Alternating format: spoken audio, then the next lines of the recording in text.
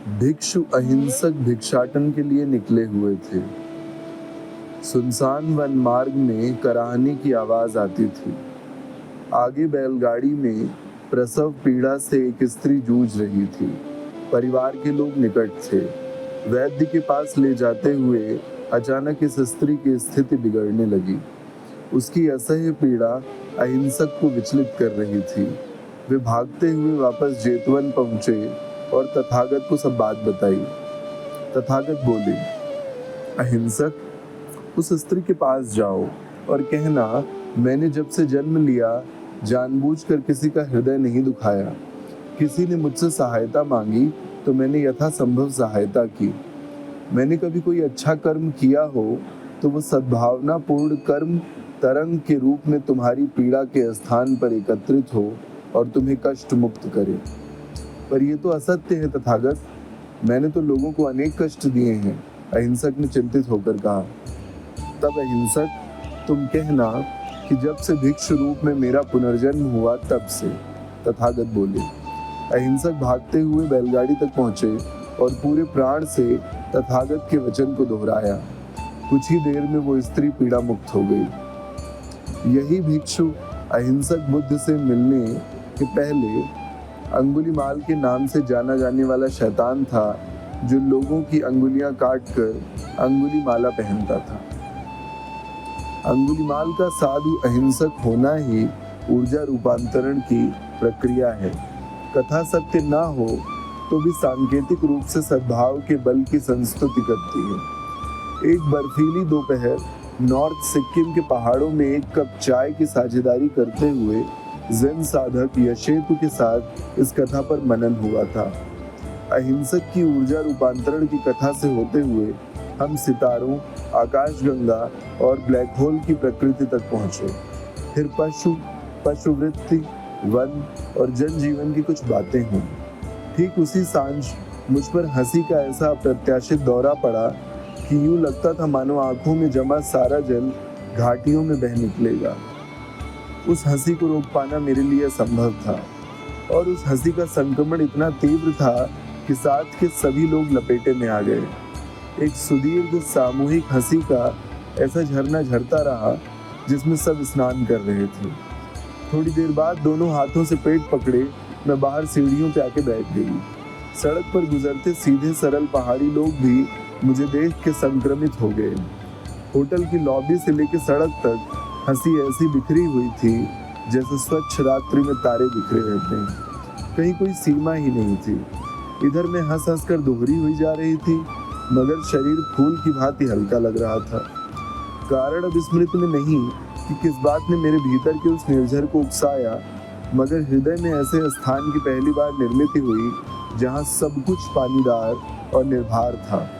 हंसना रोना तो सहज क्रियाएं हैं, हम सब हंसते रोते हैं, मगर मेरे लिए वो हंसी मेरे सभी पूर्व अनुभवों से भिन्न थी। फिर वो हंसी कई बार मिलती रही, अकारण मिलती रही। इस दुनिया में आके मनुष्य हंसे नहीं तो और क्या करे। एक बार ये बात समझ आ जाए कि क्या पाने को दौड़ रहे हैं, यहाँ कुछ खोने पाने का सिस्टम ही नहीं है, तो बस फिर हर बात पर हंसी ही आती है। और ऐसा नहीं कि जो हंस रहा है उसकी आंखों से पानी चोरी हो गया। आंसू तो हंसते हंसते भी बहते हैं और कमबख्त रोते रोते भी। आंसुओं सा सर्वधर्मी कोई और नहीं हो सकता। मेरी आंखों की कोरों पे तो ऐसे जमे रहते हैं कि जरा सी बांसुरी की धुन नहीं सह सकते, सब बांध तोड़ के बह निकलते हैं। परिवारों में, विद्यालयों में, समाज में सहजता विरोधी व्यवहार के कितने पाठ पढ़ाए जाते हैं, विशेषकर स्त्रियों को।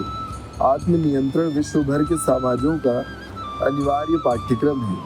यदि आत्म की थोड़ी भी भनक लगती हो तो इसके आगे नियंत्रण जैसे शब्द की आवश्यकता समाप्त हो जाती। इस नियंत्रक नृत्य के पाठ्यक्रम का मुझसे हमेशा अतिक्रमण हुआ। जब रोना आया रोई, जब हंसी आई हंसी। इस जीवन से, अपने आप से मुझे कोई युद्ध नहीं लड़ना है। अपने वैविध्यपूर्ण प्रकृति में जीवन मुझे स्वीकार्य है। ये दिलचस्प है, मजेदार है, रोमांचक है, तोड़ने वाला है, चित्त कर देने वाला है, हैरान करने वाला है।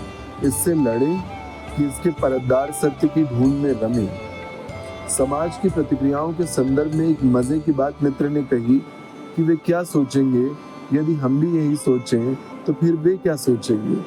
यूं यह लाओ त्जू की उस गूढ़वाद का व्हाट्सएपिक वर्जन है कि किसी अन्य के पूर्वाग्रह या धारणाओं का आखेट मत बनो, वरना तुम कभी स्वतंत्र नहीं हो सकोगे।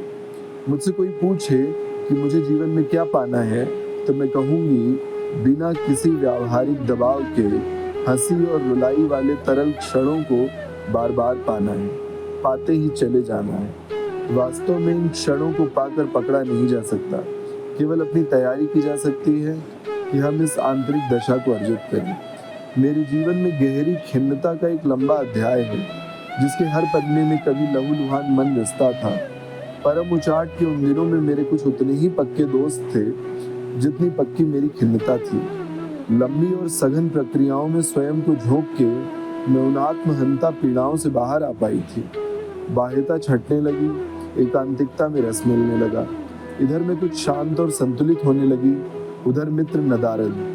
मित्रों के ही आचरण से मुझे आभास हुआ मेरे दुख से उनकी उपस्थिति का अहम पुष्ट होता रहा होगा। अतः नदारद होना स्वाभाविक था, मगर इतना काफी न था। विविध लाक्षणिक व्यंजनाओं में मुझ पे आक्रमण होने लगे। उस समय तो मैंने कभी पलट के उत्तर नहीं दिया, और आज मेरा जीवन ही मेरा उत्तर है। अपना प्रेम अपना ही उत्तरदायित्व होता है। उस उत्तरदायित्व में उसकी कोई भी भागीदारी नहीं जिसे हमने अपने प्रेम के लिए चुना था। सो उन मित्रों से संबंध शून्य करके सद्भावना को भीतर सहेज लिया।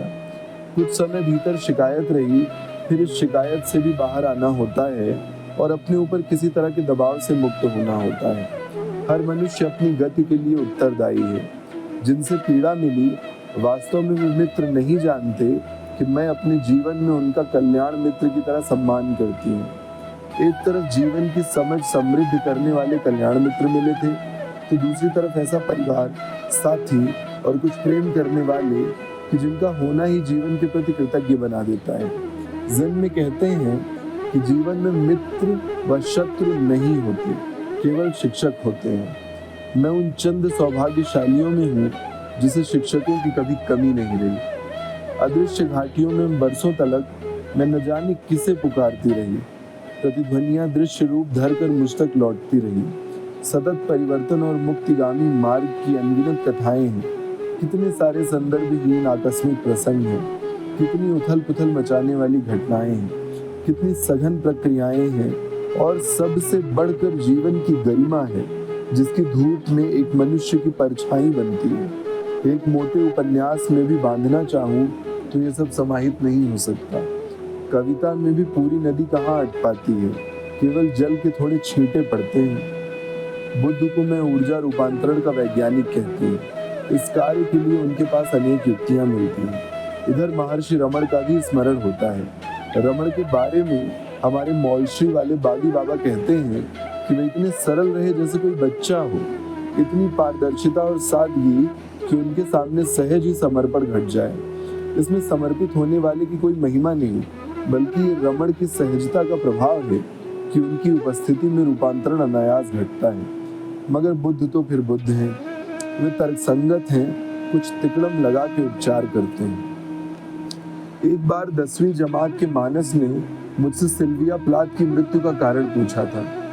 तब मैंने उसे कहा कि मृत्यु की बजाय हमें जन्म का कारण ढूंढना होगा, सिल्विया का ही नहीं बल्कि अपना भी। जीवन जीने या बिताने का कारण नहीं, उतने के लिए तो हमारा परिवार या किसी कलात्मक अभिरुचि का होना भी बहुत है, पर हमें उस कारण को ढूंढ लेना चाहिए जिसके लिए हमने जन्म लिया।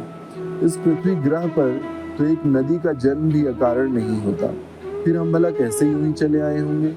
एक छोटी मोटी नदी तो वृक्ष में भी बहती है, फूलों में भी, पत्तियों में भी।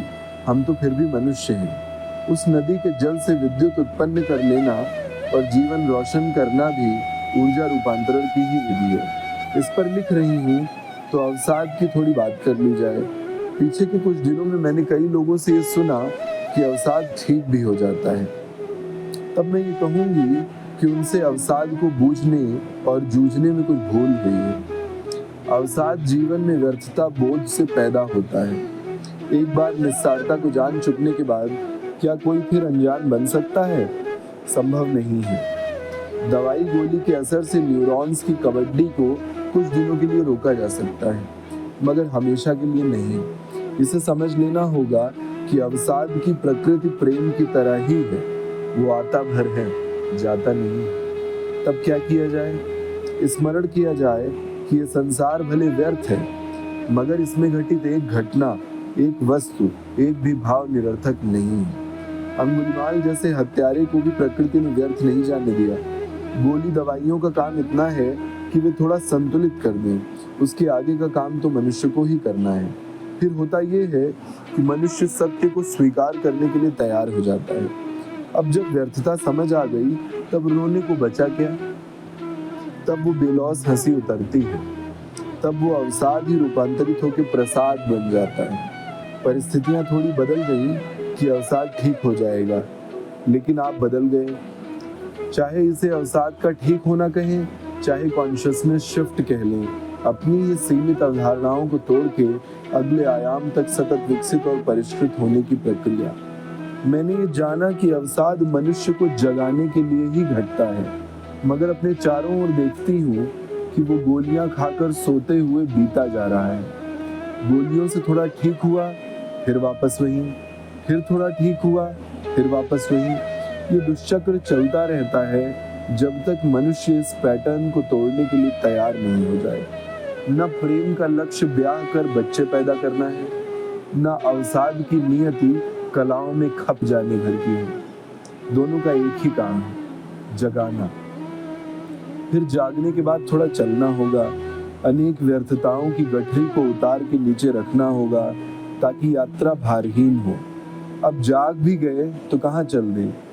चलना होता है अपने मूल में लौटने के लिए, और ये जान लें कि संसार की इस कंटकाकीर्ण यात्रा को पूर्ण करने का कोई एक ही मार्ग नहीं है।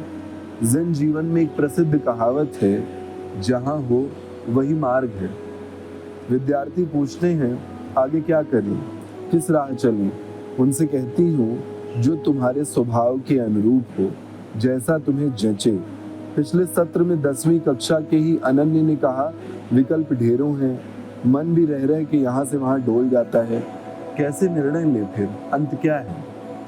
मैंने कहा, इसी में तो सारा जादू है। मार्ग तो ढेरों हैं, अंत मगर एक ही है। मार्ग तो ढेरों हैं, अंत मगर एक ही।